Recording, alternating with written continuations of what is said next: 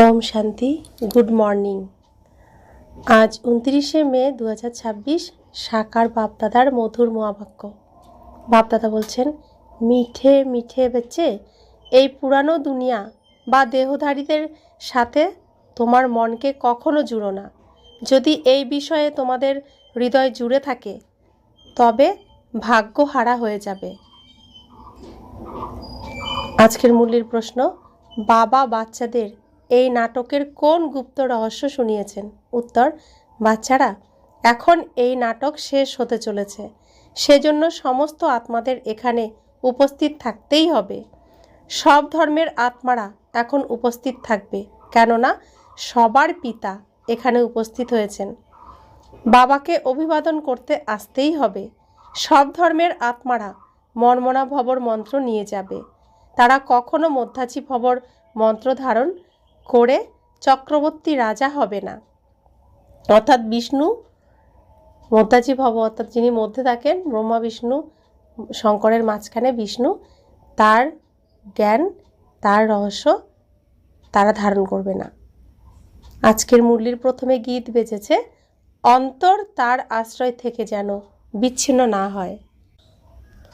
দিল কা সাহারা টুট না যায়। ওম শান্তি।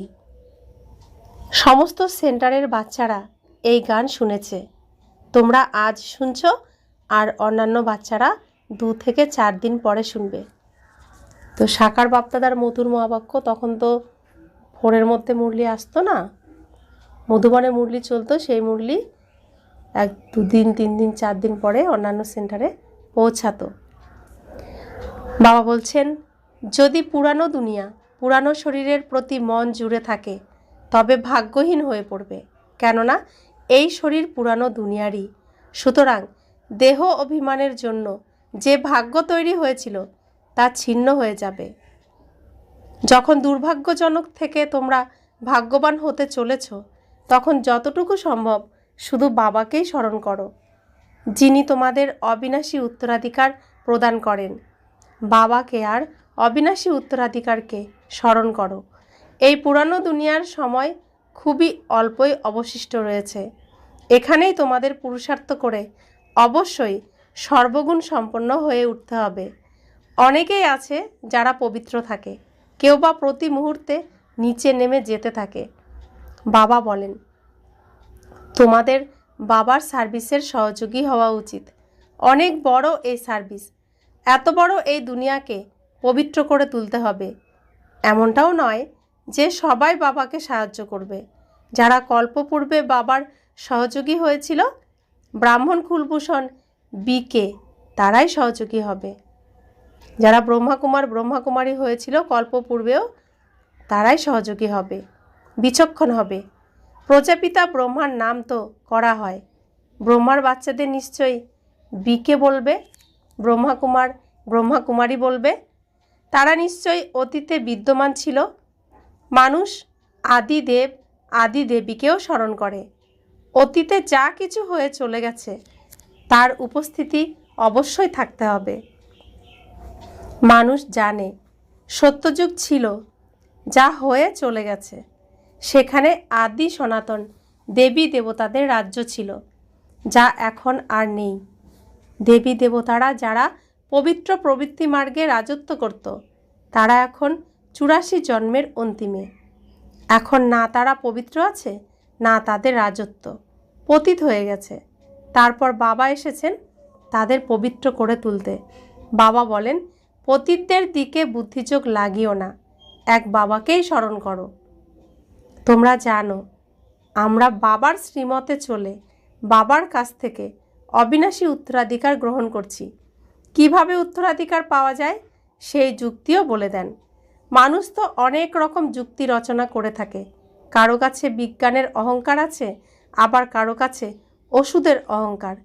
ডাক্তারিতে যারা আছে তাদের ডাক্তারির অহংকার আছে। লিখে দেয় হার্ট কাজ না করলে প্লাস্টিকের হার্ট প্রতিস্থাপন করার কথা। আসল হার্টকে বের করে কৃত্রিম হার্ট দিয়ে কাজ চালায়। এমনই দক্ষতা। এটা হলো সাময়িকভাবে সুখ। আগামীকাল যদি সে মারা যায় তবে শরীর তো শেষ হয়ে যাবে। প্রাপ্তি তো কিছুই হবে না। যা কিছু পেয়েছিল তা অস্থায়ী সময়ের জন্য। ওরা বিজ্ঞানের দ্বারা অনেক বিস্ময়কর জিনিস প্রকাশ করে, তবে সেটাও অল্প সময়ের জন্য।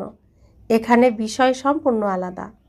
পবিত্র আত্মা 84 জন্ম নিতে নিতে এখন পতিত হয়ে গেছে। বাবা বলছে যারা সায়েন্স নিয়ে অনেক কিছু করে, বিস্ময়কর অনেক কিছু বানায়, তারা খুব অহংকারী হয়। সায়েন্টিস্টরা অহংকারী হয় কারণ তারা অনেক কিছু জানে। তো বাবা বলছেন তোমরা যা কিছুই করো সে তো অল্প সময়ের জন্য, চিরস্থায়ী তো কিছু করতে পারো না, তো সে তো শেষই হয়ে যায়। কিছু সময়ের জন্য তোমরা কিছু করো, কিন্তু করে কি নিয়ে? ভগবানের তৈরি, মানে বাবার তৈরি সমস্ত জিনিস নিয়েই তারা সেটাকে নাড়াচাড়া করে। নিজের থেকে কিছু কি তৈরি করতে পারে? তো বাবা বলছেন ওইসবের পিছনে এখন সময় না দিয়ে নিজেকে তৈরি করো। তো বাবা বলছেন পবিত্র আত্মা 84 জন্ম নিতে নিতে এখন পতিত হয়ে গেছে। ওই পতিত আত্মাদের পুনরায় পবিত্র করে তোলা এক বাবা ছাড়া আর কেউ করতে পারে না। একজনেরই মহিমা করা হয়। সবার পতিত পাবন, সবার সদ্গতিদাতা, সবার প্রতি দয়ার দৃষ্টি প্রদানকারী লিডার একমাত্র বাবাই। মানুষ নিজেকে সর্বদয়া লিডার বলে থাকে। সর্ব মানে এর মধ্যে সবাই অন্তর্ভুক্ত। সবার প্রতি দয়া প্রদানকারী এক বাবাকেই বলা হয় একমাত্র পিতা, যিনি পরম করুণাময়, পরম আনন্দময়। মানুষ সবাইকে কিভাবে দয়া করবে? নিজের প্রতিই করতে পারে না, সুতরাং সবার প্রতি কিভাবে করবে? দয়া করলেও অল্প সময়ের জন্য করে এবং নিজেদের কত বড় বড় নামকরণ করে থাকে। বাবা বলেন কত সহজ যুক্তিতে তোমাদের বলে দিই, এভার হেলদি এভার ওয়েলদি হওয়ার যুক্তি সম্পূর্ণ সহজ। শুধু আমাকে স্মরণ করো, কেননা তোমরা আমাকে ভুলে গেছো। সত্যযুগে তো তোমরা সুখে থাকো, সেজন্য আমাকে স্মরণ করো না। 84 জন্মের হিস্ট্রি, জিওগ্রাফি তোমাদের শুনিয়েছি যে তোমরা এইভাবে রাজত্ব করতে, সব সময় সুখী ছিলে। তারপর একটু একটু করে নিচে নামতে নামতে তমপ্রধান দুঃখী পতিত হয়ে গেছ। এখন বাবা পুনরায় তোমাদের কল্পপূর্বের মতো অবিনাশী উত্তরাধিকার প্রদান করছেন।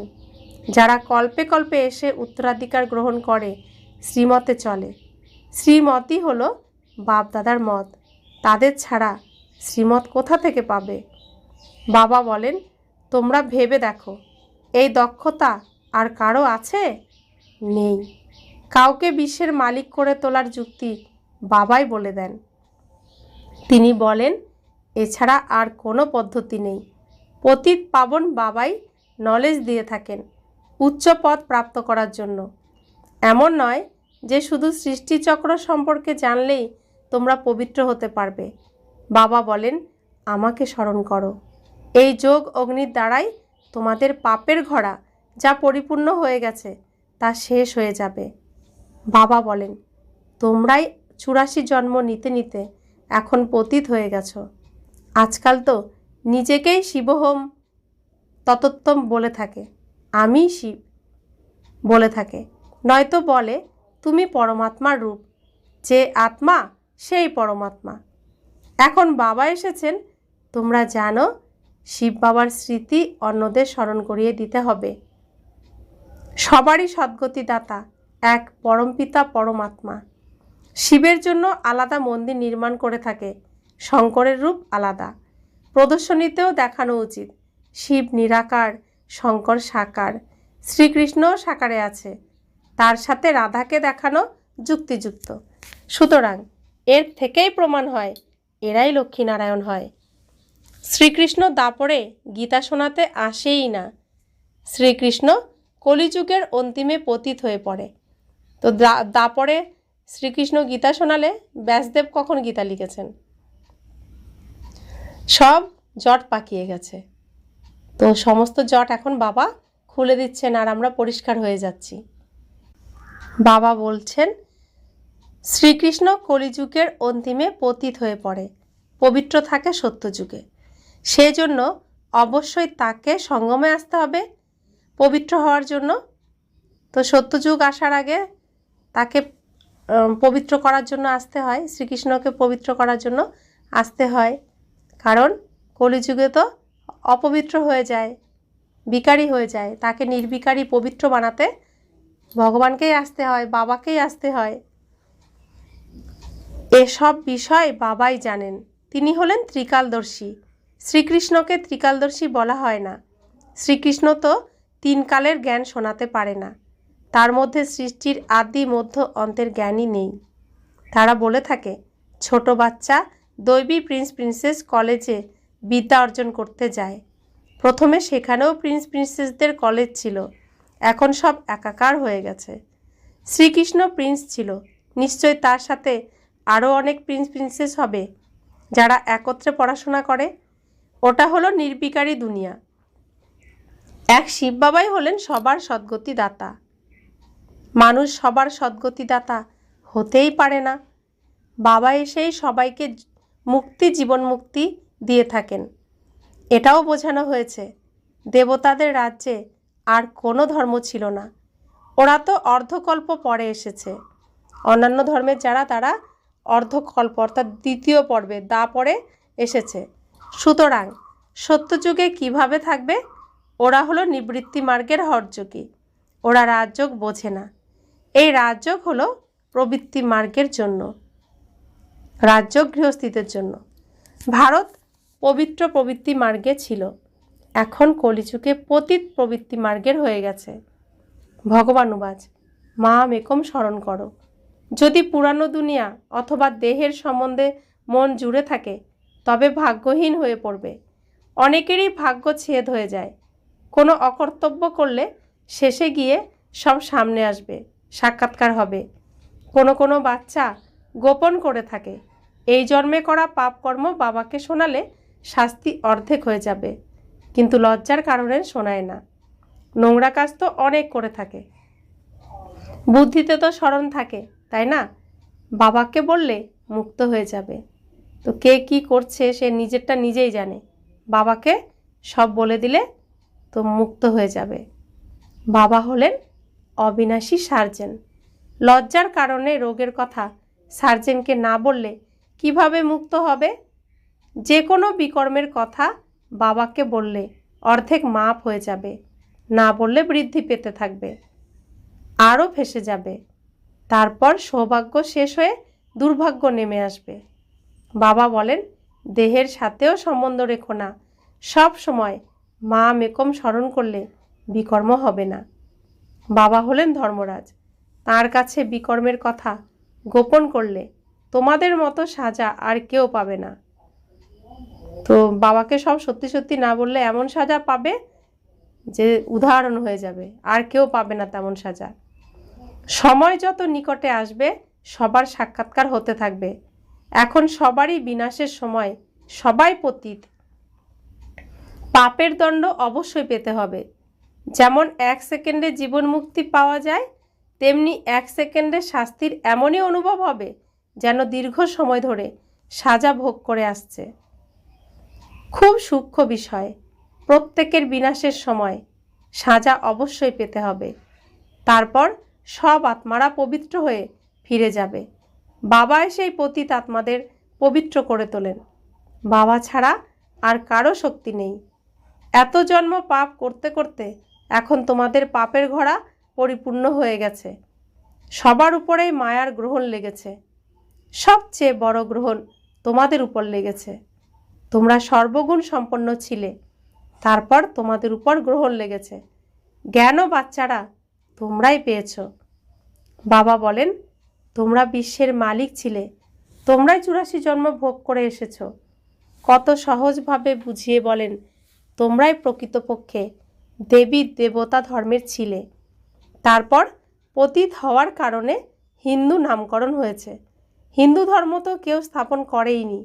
মঠ পন্থকে ডিনাইস্টি বলা হয় না, ডিনাইস্টি হয় রাজাদের। লক্ষ্মীনারায়ণের প্রথম, সেকেন্ড, থার্ড এভাবে রাজত্ব চলে। লক্ষ্মীনারায়ণ প্রথম, লক্ষ্মীনারায়ণ সেকেন্ড, লক্ষ্মীনারায়ণ থার্ড, এরভাবে। পবিত্র থেকে পতিত হতে হবে। পতিত হওয়ার কারণে দেবী দেবতা বলা যায় না। তোমরা জানো আমরাই পূজ্য আদি সনাতন দেবী দেবতা ধর্মের ছিলাম। এখন নিজ ধর্মের চিত্রকেই পূজা করি। ভুলে গেছি আমরাই পূজ্য দেবী দেবতা ছিলাম, এখন পূজারী হয়ে গেছি। এখন তোমরা বুঝেছ বাবা আমাদের উত্তরাধিকার দিয়েছিলেন, তারপর পতিত হয়ে গেছি এবং নিজের চিত্রকেই বসে পূজা করেছি। নিজেই পূজ্য, নিজেই পূজারী। ভারত ছাড়া আর কারো সম্পর্কে কথা বলা হয় না। বাবা ভারতে এসেই জ্ঞান প্রদান করে থাকেন দেবতা করে তোলার জন্য। বাদবাকি সবাই হিসাব নিকাশ মিটিয়ে ঘরে ফিরে যাবে। আত্মারা সবাই বাবাকে আহ্বান করে বলে, ও গডফাদার। এই সময় তোমাদের তিনজন পিতা, এক শিব বাবা, দ্বিতীয় লৌকিক পিতা, আর ইনি অলৌকিক পিতা প্রজাপিতা ব্রহ্মা। বাদবাকি সবার দুই পিতা, লৌকিক আর পারলৌকিক। সত্যযুগে একজনই লৌকিক পিতা। আমরা যারা ব্রাহ্মণ হয়েছি, ব্রহ্মাকুমার ব্রহ্মাকুমারী, তাদের এখন তিনজন পিতা। সত্য পিতা শিব বাবা, আর লৌকিক পিতা শরীরের পিতা, আর অলৌকিক পিতা ব্রহ্মা বাবা।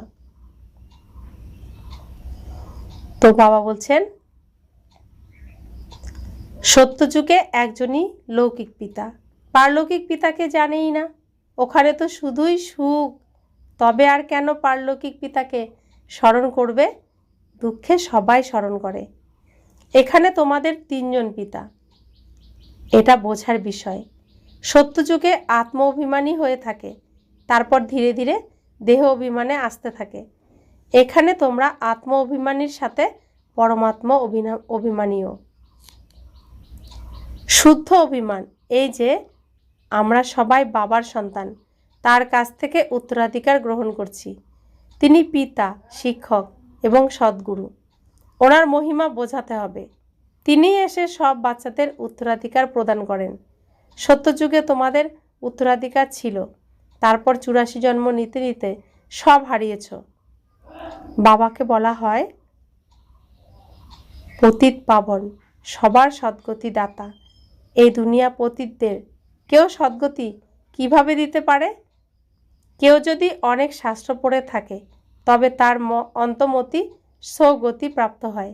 তারপর পুনর্জন্ম হলে ছোটবেলাতেই সহজে কণ্ঠস্থ হয়ে যায়। বাবা তোমাদের কত মিষ্টি মিষ্টি কথা শোনান। বাচ্চারা, তোমরা তমপ্রধান হয়ে গেছো। এখন বাবাকে স্মরণ করলে আত্মায় জমে থাকা খাদ বেরিয়ে যাবে। নাটক সম্পূর্ণ হতে চলেছে। সবাইকে উপস্থিত হতে হবে। খ্রিস্টান ইত্যাদি সব আত্মারা উপস্থিত। তারাও বাবার সামনে অভিবাদন জানাতে আসবে। চক্রবর্তী তো হবে না, শুধু বাবাকে স্মরণ করবে। অর্থাৎ এই যে সৃষ্টির রহস্য তারা জানবে না। বিষ্ণু কে, বিষ্ণু কিভাবে বিষ্ণু হয়েছেন, এই সমস্ত কিছু তারা জানবে না। তারা শুধু বাবাকে জানবে, বাবার কাছে আসবে। এই স্টেজে যেহেতু বাবা এসছেন তাই অভিবাদন জানাতে আসবেন। বাবা কত সুন্দর যুক্তি বলে দেন, সব কত সুন্দর পরিষ্কারভাবে আমাদের গুছিয়ে বলেন। अच्छा, मीठे मीठे सिकिला दे बच्चों प्रति माता पिता बाप दादा का याद प्यार और गुड मॉर्निंग। रूहानी बाप की रूहानी बच्चों को नमस्ते। हम रूहानी बच्चों की रूहानी माता पिता बाप दादा को याद प्यार गुड मॉर्निंग और नमस्ते नमस्ते नमस्ते।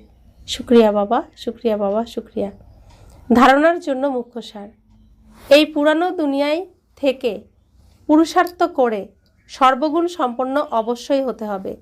এই পুরানো শরীর বা পুরানো দুনিয়ার প্রতি মন যেন না জোরে, ভাগ্যবান হতে হবে। দ্বিতীয় ধারণা, আত্ম অভিমানী এবং পরমাত্মা অভিমানী হয়ে থাকতে হবে। অবিনাশী সার্জেনের কাছ থেকে পরামর্শ নিতে হবে। বরদান, সঙ্গদোষ থেকে দূর হয়ে সদা বাবার নিকটতার ভাগ্য প্রাপ্তকারী পাস উইথ অনার ভব। যদি বাবার নিকটে থাকতে পছন্দ হয় তাহলে সর্বদা যে কোনো সঙ্গদোষ থেকে দূরে থাকো। যে কোনো প্রকারের আকর্ষণ পরীক্ষার রূপে আসবে, কিন্তু তোমরা আকৃষ্ট হবে না। সঙ্গদোষ অনেক প্রকারের হয়। ব্যর্থ সংকল্প বা মায়ার আকর্ষণের সংকল্পের সঙ্গ, সম্বন্ধিতের সঙ্গ, বাণীর সঙ্গ, অন্নদোষের সঙ্গ, কর্মের সঙ্গ। এইসব সঙ্গদোষ থেকে নিজেকে বাঁচানো আত্মাই পাস উইথ অনার হতে পারে। তো বাবা পাস উইথ অনার হওয়ার সমস্ত যুক্তি বলে দিলেন। এখন সম্পূর্ণটা যে হতে চাইবে সেই করবে, আর যে করবে সেই হবে। স্লোগান: তোমরা ফরিস্তা হও, তাহলে সকল পরিস্থিতিতে বাবা স্বয়ং তোমাদের ছত্রছায়া হবেন। এখন এঞ্জেল হয়ে গেলে বাবা অর্থাৎ অশরীরী হতে হবে এখন, তবে বাবা ছত্রছায়া হবেন। অব্যক্ত ইশারা: সদা অবিচল অনড় একরস স্থিতির অনুভব করো। সদা অবিচল অনড় একরস হওয়ার ও বানানোর বিশেষ শক্তি হলো এই ড্রামার পয়েন্ট। একে শক্তির রূপে ধারণ করা আত্মা কখনো পরাজিত হবে না। কিন্তু প্রথমে ড্রামার বিন্দু লাগিয়ে ব্যর্থ সংকল্পগুলিকে শুদ্ধ সংকল্পে পরিবর্তন করো। তারপর মায়ার থেকে আসা অনেক প্রকারের বিঘ্নগুলিকে ঈশ্বরীয় লগনের আধারের দ্বারা সমাপ্ত করো। ওম শান্তি।